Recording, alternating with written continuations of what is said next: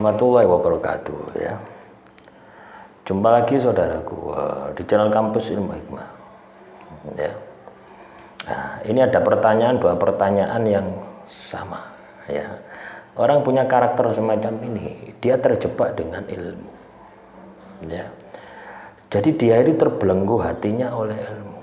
Kaitannya dengan bagaimana dengan amalan Al-Fatihah, apa itu memang untuk pengasihan atau untuk sholat ya. Loh, ketika Anda bicara amalan Al-Fatihah, ya, amalan Al-Fatihah bisa digunakan untuk pengasihan. Ya, ketika Anda tanya di sini loh ya, tapi sholat itu ada syaratnya, harus membaca Al-Fatihah, kan seperti itu.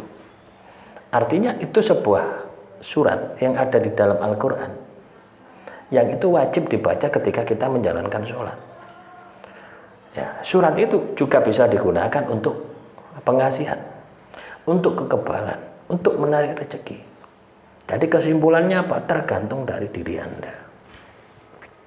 Mau Anda gunakan untuk apa? Ya, lagi-lagi kembali kepada visualisasi. Ya, terus juga pelet mantra sama pengasihan bedanya apa ya? Serius, saya ingin dengar dari kacamata saya. Gitu. Lah, orang semacam ini pertanyaannya itu cenderung ngetes ya. Ya, terjebak dengan dimensi ilmu. Akhirnya apa? Ya sudah, tak keluarkan saja. Itu kebaca ya teman-teman ya. Energi itu kebaca ya. Dari komentar itu kebaca.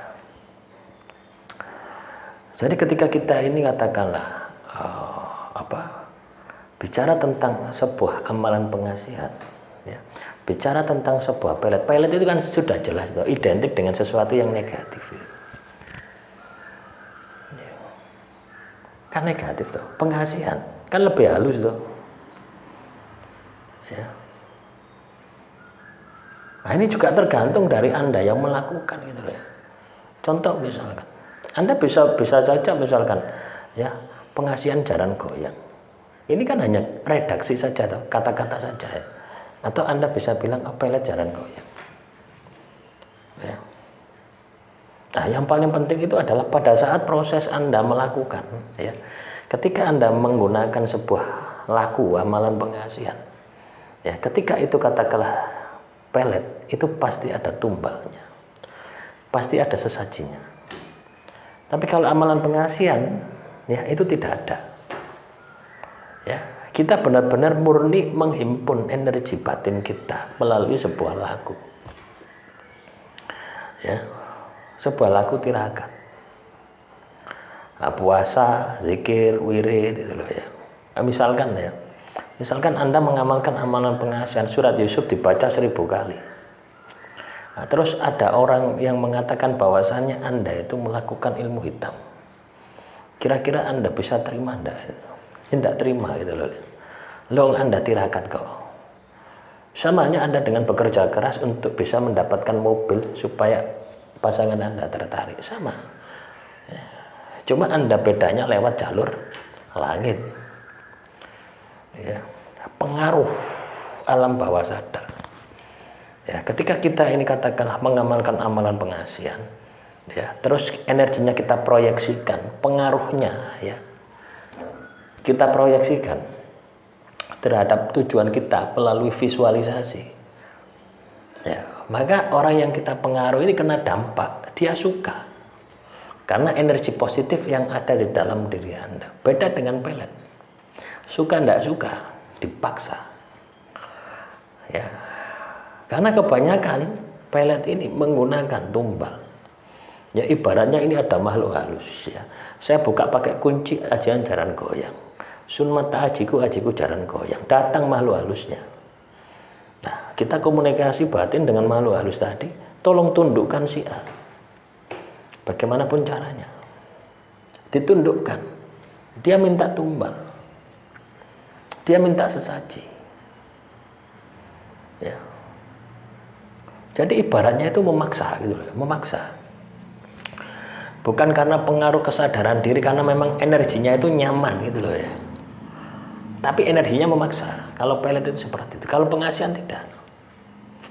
ya, energinya halus, ya tidak memaksa, tapi ada bentuk ketertarikan. Misalkan Anda ya, tak ibaratnya gini, Anda duduk dengan orang yang katakanlah ahli ibadah, bagaimana perasaan Anda? Pasti kan ketarik tuh, adem, dingin gitu loh ya, pasti seperti itu. Lah seperti itu ya.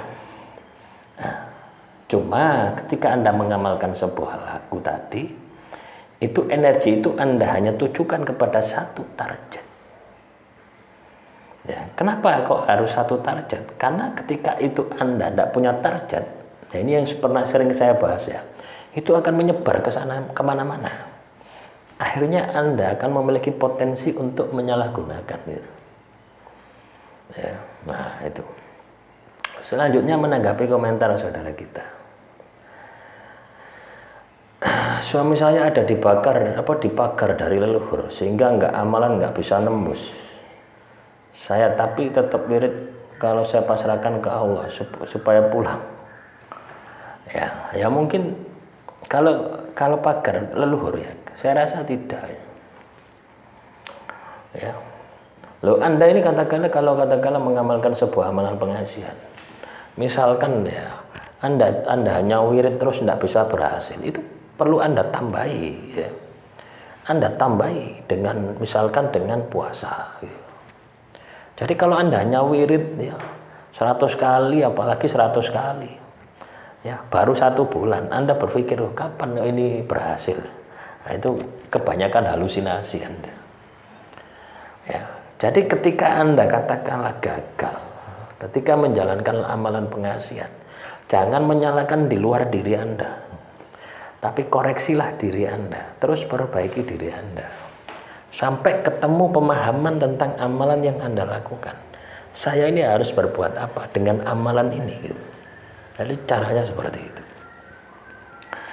ya. Demikian yang bisa saya sampaikan ya. Bagi teman-teman yang sudah berlangganan ya, silakan komentar ya, tak balas nanti ya.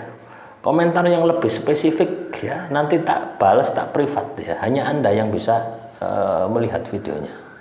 Saya akan buatkan videonya ya. Akhirul kalam, assalamualaikum warahmatullahi wabarakatuh.